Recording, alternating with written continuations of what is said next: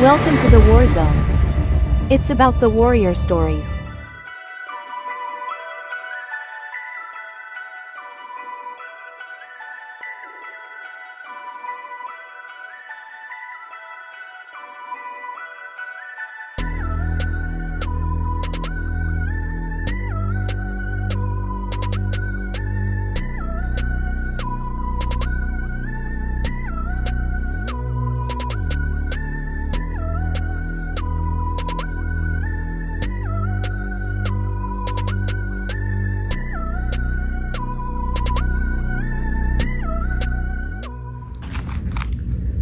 Hi, welcome to Warrior Zone.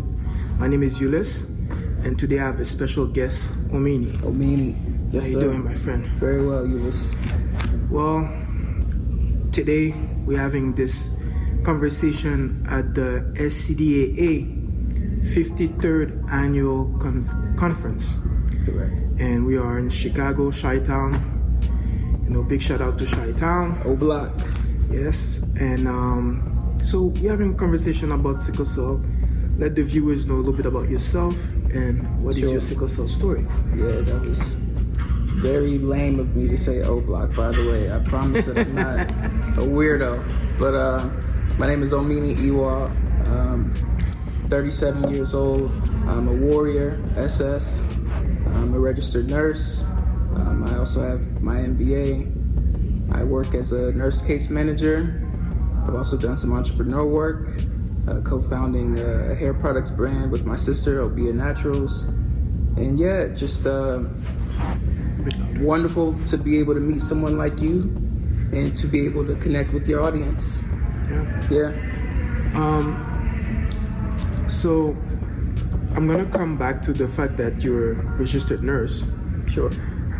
So how old were you when you were diagnosed with sickle cell? Yes, I was diagnosed at 4 years old. I had something called an aplastic anemia crisis, where essentially my bone marrow stopped producing red blood cells. All of my organs started to shut down. The physicians didn't know what was wrong, what was going on. Were you born in the States? I was born in Utah. Utah. Okay. So they definitely were not testing newborn children of color to see if they had sickle cell at the time. So my parents didn't know that they had the trait. I was a third born child, and one doctor, George Buchanan, said, hey, we should test him for sickle cell. In Utah? In Dallas by this time. Okay, whoa. So born in Utah. Okay. But then the family moved to Dallas. Okay. And this is where this incident happened. So at Children's Hospital in Dallas, Dr. Buchanan diagnosed me with sickle cell at age 4. Okay, so in Utah, they didn't know about sickle cell, but when you moved to Dallas, they were familiar with sickle cell. Okay. Yep. All right, thank you. And saved my life. How was your childhood, growing up with sickle cell? And I think you're the only child with sickle cell? Yeah, the only one. Yeah. My sister has the trait, my brother has nothing, and I have the full-blown disease. Mm-hmm. So how was that growing up, the dynamic with your brothers and sisters? I was angry. I had the why me thing. Mm-hmm. But although I did get sick often as a child, it didn't feel like it interrupted my day to day. It was kind of like, okay, I'm in the hospital for a week, but then when I get out, I'm still running outside and playing. I didn't know how to manage my health, obviously, as a child, so I would overdo it. I would get sick. I couldn't really vocalize what was happening to me, but me and my mom had these code words in our own little system to develop that, we learned together. Because once I was diagnosed, the whole family kind of was like, okay, well, what do we do now? What's going on with this? And research has come a long way since that time. Yeah. And a lot of warriors have just kind of had to figure it out on their own. I was no different. But they didn't want me to feel like I was a sick kid, so they didn't allow me to go to any camps. They didn't allow me to interact with anyone else that had sickle cell. They didn't want you to They participate? did not want me to. Why? They felt as if Is it both parents, like mom and dad? Mom or and just dad, mostly right? dad. Okay. They felt like I would internalize, being the sick kid if I'm at the camp. And I just honestly think that their ignorance and their fear about me not wanting to internalize that I was sick. They would say things like, well, everyone gets tired. I just worked 2 shifts. I'm tired. Well, everyone feels pain every now and again. And looking back on it, I can understand why they did that. But at the same time, I found that it was very difficult in spots where I felt like nobody understands what I'm going through. I would walk into an emergency department. We were living in Huntsville, Alabama at the time. And it's very frightening for a physician to say, well, what do we do with you? You're the doctor, I'm the child. What do you mean? But this was my reality several times. I know I'm not the only one now, but it took me being an adult to finally come across another person that had sickle cell, and it blew my mind. I thought I was the only one. So the reason that you thought you were the only one is because you weren't exposed to anybody else that had sickle cell? Correct. Okay.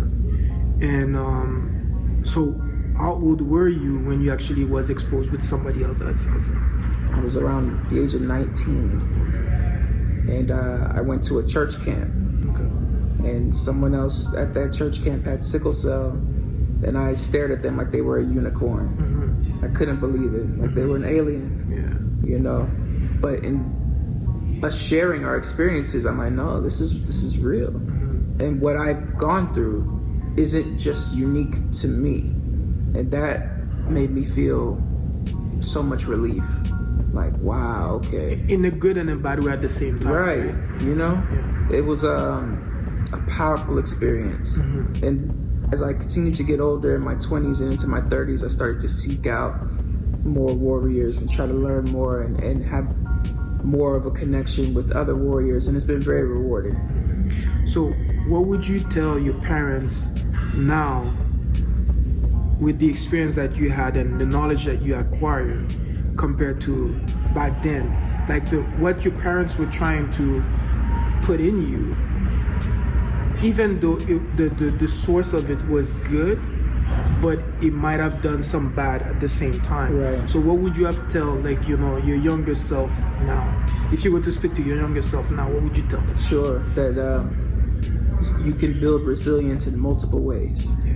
I think that they were trying to build that resilience and to make me have a good sense of self of, I can do anything. But they could have also allowed me to have that mentality in knowing that when you do have challenges in life, when things aren't necessarily going the way that you thought they would, and it's because of sickle cell, there are other people that you can connect with, other people that you can talk to, other people that you can learn from, and that we can learn from as well.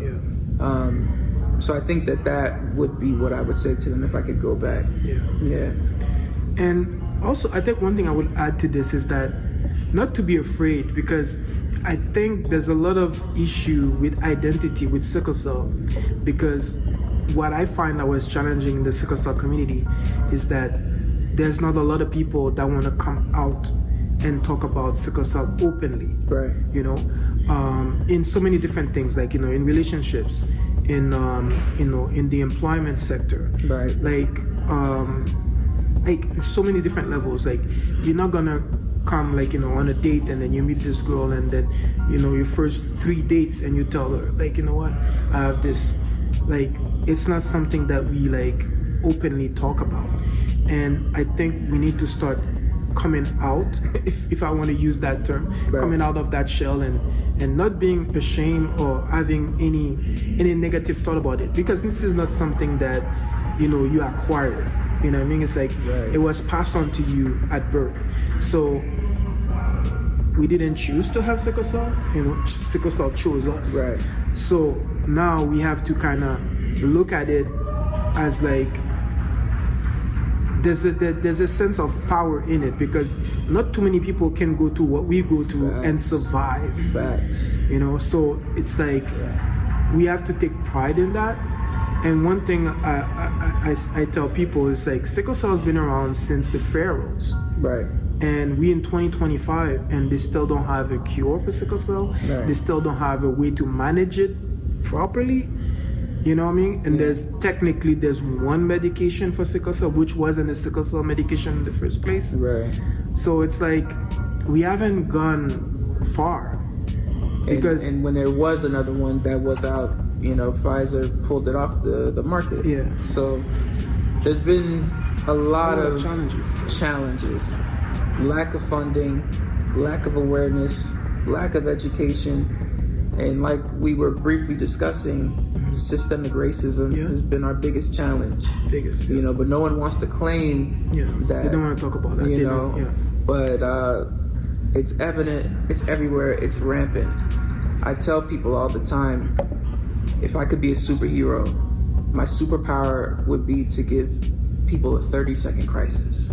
It wouldn't be to fly, it wouldn't be to see through walls. It would just be to zap someone for 30 seconds. And then do that pain. To have a crisis. And then we don't have to talk about anything else. Yeah. If I'm in the emergency department and it's a physician or a nurse, boom, you get a 30-second crisis, and now we're on the same page. No more questions asked. If I'm, that's a good one. Anywhere in life and society, just to, you just touch the person. Just to touch them. Just 30 seconds. You have a 30 seconds. Just 30 seconds, And because the pain of sickle cell is so unique.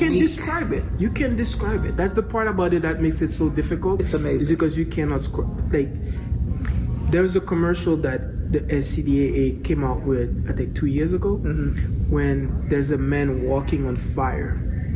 That's the best way they could, kind of symbolize how the pain kind of felt like. Yeah. It's not bad. It was a good, picture. It was a good depiction of what we go through, but it's hard to put it into words, and it's hard to describe. So I think the company that did the ad, they did the best that they could do, but somebody that had sickle cell could relate. Right. But somebody that don't have sickle cell would look at it and be like, and when people ask me, they won't get it.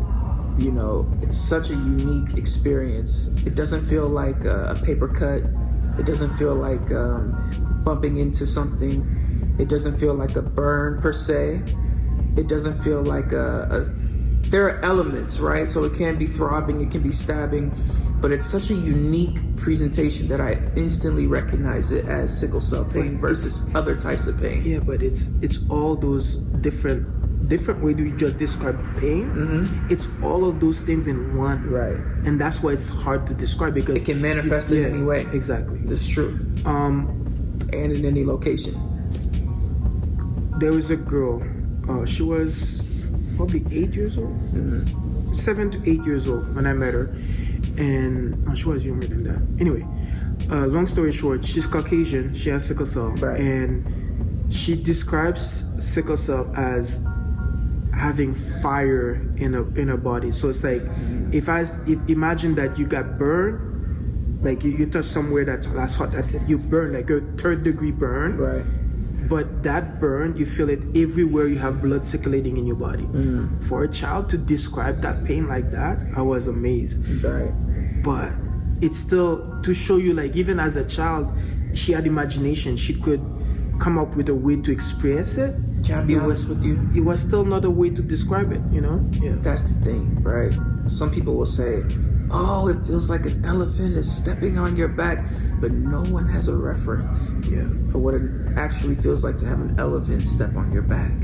Right? No one has an actual reference. Very few people have suffered 3rd-degree burns or could visualize it inside their body.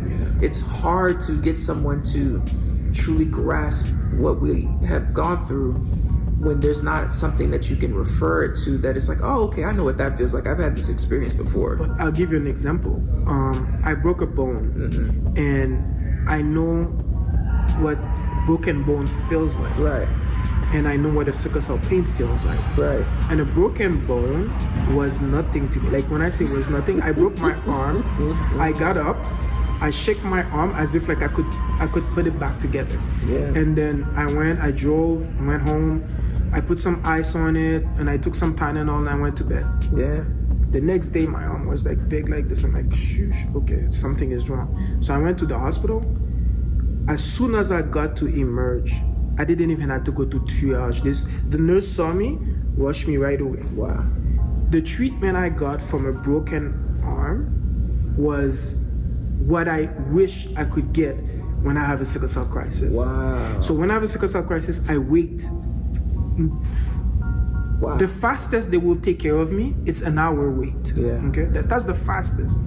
So, and I got a broken bone because they were able to see it. They reacted right away. Like when I say, like, I didn't even have to wait 30 minutes. It was instantly. I came in, boom. Like the nurse saw me, like straight away.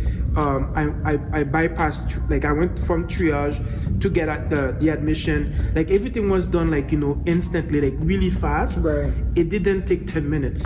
And I went back, see the doctor. They said, oh, shit, okay.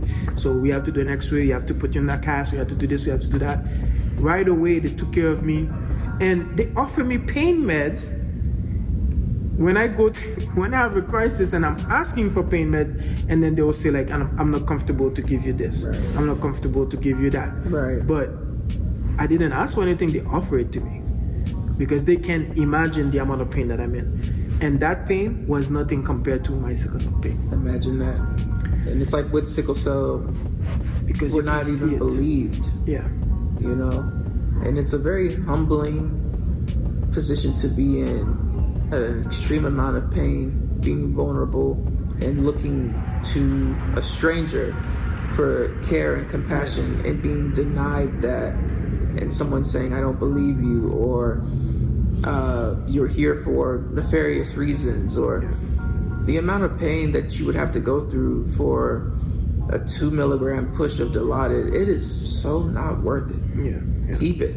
But you know? the other thing I would say, like, you know, it's like, do you think the hospital, like, is the spot to be in? Like, is it like a club? Like, you know, like you can't wait to come and Right. have a good time? Like, the hospital is not a place nobody wants to go to. Right. So I don't understand why they even think about that you will come to the hospital to get drugs. Right. I can get drugs with a hassle on the streets, and I don't have to go to no judgment. Facts. No, like I get my meds, give you the money, and I'm gone. Right. And I'm taking what I need to take, and no, like, all the roadblocks and all the issues that we go to emerge, I don't have to go through that. So it's like, if it was really like like an addiction issue, The hospital is not the way to get it.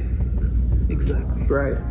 And even then, they have protocol for people that have addiction, that if you go to the hospital for an addiction issue, they should take care of you Right. with the addiction and give you the drugs. Like they have like a synthetic drug that they give people that are addicted, like methadone, things like that. Suboxone, So, yeah. so it's like you would still get something to help you for you to get you high or whatever, until you're able to get some kind of care, for lack of Right. better words. Right. So I think that mindset needs to change, because, like, you know, it comes to a point where they need to understand, like, no matter how old you are, your background, etc., everybody show pain differently. Right. Like, you know, you could be stern and then you're in pain and you don't show it any way physically, and somebody could be in pain and they be crying and Right. they be And yelling hollering or whatever. at the right? top of their lungs. Yeah. Yeah, but not everybody do the same thing.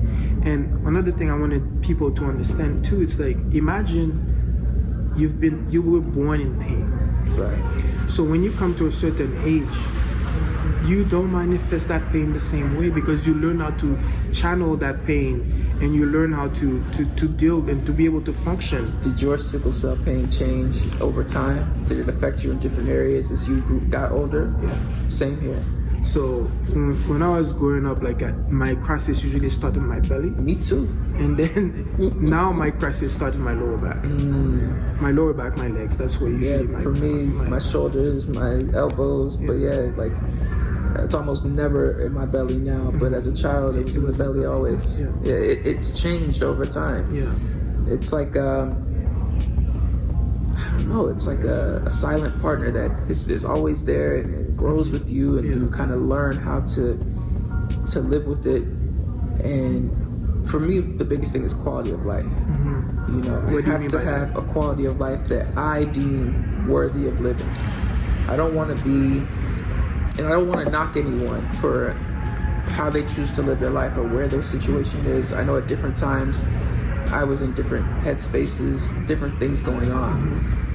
But I want to be able to wake up, get out of bed, move around, work if I want to work, travel if I want to travel, do the things that I feel that I would want to do.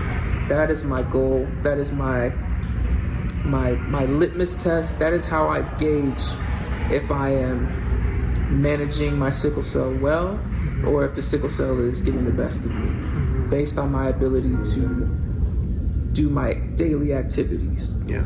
So, and I know that some of our warriors are struggling. You know, they're in the bed, or they may be on disability, or they feel like they can't work or do certain things.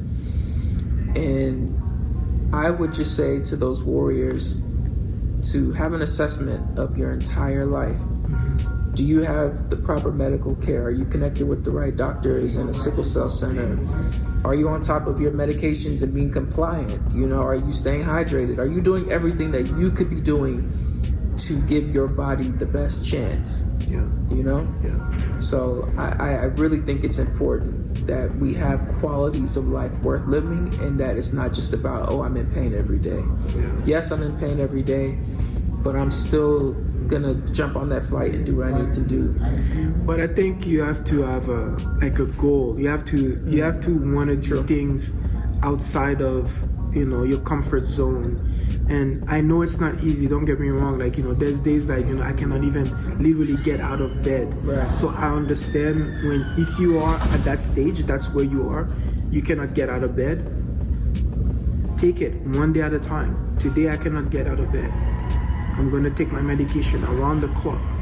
Make sure that I get the pain under control. Right. So that tomorrow I'm able to get out of bed. Tomorrow I might not be able to get out of the house, but I might be able to get out of bed. Exactly. So that's the first step. And then you keep building step by step by step until you get to where you want to be. Exactly. But the thing is try to motivate yourself, or be around people that can help motivate you, so that you don't stay in a state of like depression. Because being in pain all day and not able to function, not able to move, not able to do anything, it's a very, very hard thing on your mind. Facts. And if your mind is not strong, like, you know, it's hard, it can take a toll on your entire body. So I wanted to come to the story that we were talking about earlier. If you can give the people a little background and then get into the story. Sure. So Speak louder because people will get right, about a year ago, it'll be a year next week, I was involved in a horrific car accident. I ended up having a seizure, which led to a stroke behind the wheel. So I was driving on the highway, 70 miles per hour, and had a seizure, which I've never had before, never had a stroke before. I ended up crashing into the median, into oncoming traffic. I hit 2 or 3 vehicles. I ended up breaking 6 ribs.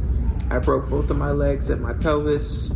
I had to have a hip replacement, as well as another procedure called an ORIF, open reduction internal fixation. And I was hospitalized for 6 weeks. And it was an extremely traumatic experience. Life-changing in many ways. But it was something that, I don't know, I'm still going through it, still working through. The process is still happening. And, but yeah, it's happened. And I suffered from PTSD. I essentially had to learn how to walk again. Physical therapy. Was hospitalized for 6 weeks. I got out the day before Thanksgiving. Had a lot to be thankful for that year. But it's been an incredible journey of self-discovery, of challenging that, you know, how bad do you want it? And do you want that quality of life? You know, the first thought that I had when I came out of the sedation was, why did I survive? You know, and what now? And that's a question that I had to wrestle with over months. Because there would be times where I couldn't go to the bathroom by myself, you know, or my fiance is helping me go to the bathroom. And for a man, that is a humbling experience, you know. But I'm so thankful that I had someone there that loved me through it all. you know. So I know that I was blessed in that regard, but I feel like I've learned a lot about myself throughout this process. Yeah. Why this story touched me specifically is because although we know we have sickle cell, there's certain things about sickle cell we still discovering. Right. And there's certain things about sickle cell sometimes we think that this will not happen to me. You know what I mean? Like, it's stories that you hear, but you never think that this would actually can affect you. Right. And you know, my brother passed from what they call a silent stroke. I'm so sorry. So when you said you had a stroke while you're driving, and I love driving, and I could see something like that happening to me, you know what I mean? And I'm like, so what do you do in a situation like that? Like, what are the signs? Like, this is not something that they talk about. Like, in the Right. sickle cell community, like, you know, about stroke. We talk about stroke for kids. Right. But we don't talk about stroke for adults. Right. And how does it impact you? Like, you know, how do you, like, the rehabilitation about, like, you know, your entire life change with something like that? Because I had a friend that had an aneurysm and then lost like the one side of her body. She lost, like, you know, the sense she couldn't move the side of her body, so she could not walk, you know, like the way she used to walk and things like that. She needed assistance. And I had another friend that passed like about a month ago. Damn. And Sorry. she had a stroke before. She was falling down a few times, and then she had to have surgery on her brain. And after the surgery, she started getting better. I saw her during the rehabilitation process, and she had to have somebody with her all the time. And there was a gap between the person, like there was a shift change between the night shift to the day shift. There was a period that she was by herself, and that I think it's like an hour and a half window. She fell, and then she had a brain injury. Yeah. And she ended up being in a coma, and then she woke up from the coma, and then she passed on after. Wow. So sorry. So, and she was like a mentor to me. She was like somebody that had sickle cell that was older than me, that she gave me hope that I know that, you know, I can reach a certain age. Right. Because she was 72. That's I think she was 72 when she passed. Okay. So she gave me the strength to know that somebody that has sickle cell, like, I can live till I reach my 70s or 80s or even beyond. Yeah. And so it's not impossible.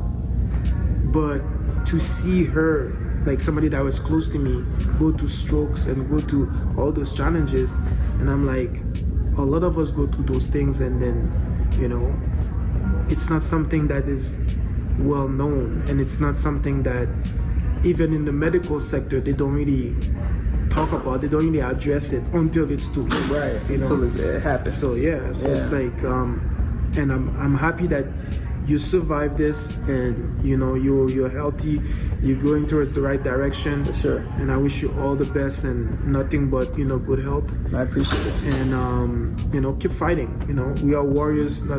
That's for a reason, because, you know, we're fighting this thing every day, and you know, never give up. That's my call to all of you. It's never give up, even if the days are bad. Like, today's a bad day, you know, think about tomorrow. Tomorrow could be better. And Right. keep striving for the things that are going to be better and better and better. So that was a part of your story that really touched me, that I wanted you to share with the audience, so that they understand that doesn't matter how old you are, you can get a stroke, and sickle cell is no joke. At the end of the day, No, it's not. That's the thing that people don't get it. Sometimes the mental is worse than the physical. Yeah. You know, because I'm laying in the bed knowing that I have months of recovery ahead of me. I'm going to have to learn how to walk again. All of these things. And when no one's around, or everyone is asleep and you're by yourself with your thoughts, you know, it was challenging at times to not necessarily convince myself that I was going to do that, but even to accept the reality of the fact that this was my real life and that this really happened, and that I have to live with this. Yeah. And there will be moments where, I would, let's say I was using the bathroom, right? If someone helped me get there, and say they went to the kitchen or they stepped away for a moment, I'm doing my thing. Even to be able to stand back up, You need help. it's a challenge. You need help. Yeah. And you have these moments where you're worrying, will I ever be able to get it back? Yeah. Will it ever come back again? We were talking, before, and I said, just to even bend down and tie your shoes. And that's It how makes you me learn. feel good. Yeah. Because that's how you learn how precious things that we take for granted. Right. Like, I had my hip replaced, so I went to the rehabilitation. And the funny thing for mine is that the doctor told me it would take me 3 to 6 months to get better, and 6 months, like 3 months most people take, and then 6 months for you. Yeah. You should be back, to normal. It took me a year and a half. Wow. Because I had complication, I had an infection, all kinds of things happened that usually doesn't happen to anybody Right. else, happened to me. And then doing the process of the rehabilitation, learning how to walk again, that was hard. And I was going to ask you that, like, have you ever been behind the wheel since your accident? Yes. Okay. I was wanting to ask you that because it's very important that you get back on the wheel as soon as you can. It was one of the first things that I did. I'll never forget. When I was discharged, I got into an Uber to go back home. And that's when I really understood, I have PTSD from this. I was in the back seat shaking, sweating. Every time that he would go over a hill or make a turn, I'm grabbing onto, and I said, okay, I'm afraid. Yeah. I'm scared. But I love driving. I love being in cars. I just love it. Yeah. And I didn't want this accident to take that away from me. So I would find parking lots late at night, abandoned streets, just drive around the corner, just drive in the lot. Okay, that was fine. I went home. Tomorrow, 2 days later, we're gonna do it again. And my fiance is helping me. I'm using a walker to hobble to the car. I've got a cushion, and I'm sitting on it. But I said I got to get behind the wheel. And slowly but surely, the parking lots turned into little side streets. Turned into, okay, I think I'm gonna get on the highway today, but I'm gonna stay in the right lane only. And then over time, I built up that confidence and that comfort again. And I'm back driving again, back, living life, quality of life. I didn't want to I don't want to be afraid to live, The reason I said that, because when I had my accident, going back, like, something that I've learned, I don't remember my parents who told me about it. Somebody told me that if you ever, like, let's say you're on a horse, and then you fell off the horse, the quickest you can get back on the horse, the better it is for you to overcome the fear of you falling from the horse. So it's the same concept, like when you get into an accident. You get into an accident, regardless whether it's your fault or not your fault, you got to get back in the wheel so that you can learn to get the control back. I used to watch you're not afraid. People that do extreme sports, and they'll be snowboarding and have some crazy accident. They're flighted to the hospital, and 2 weeks later they're back on. And I would think, why would someone do that? I would never snowboard again. Until I'm in this situation, and I realize I got to get back in that car. I got to get behind the wheel. I have to prove to myself that life goes on. I'm thankful to be alive. Yes, this horrific thing happened, but it's not going to take away my love for life and for driving and doing things that I actually want to do. And it's not the end of it. And it's not the end. Amen. That's good. Yeah. Well, thank you very much for taking the time, my friend. I really appreciate it. Yes, thank you. I hope you guys learned something from this conversation. Don't forget to subscribe, like, comment, share it with your friends. Absolutely. You know, and I'll see you guys in the next episode. All right, my Peace. brother. Thank you, man. Take care. Thank you.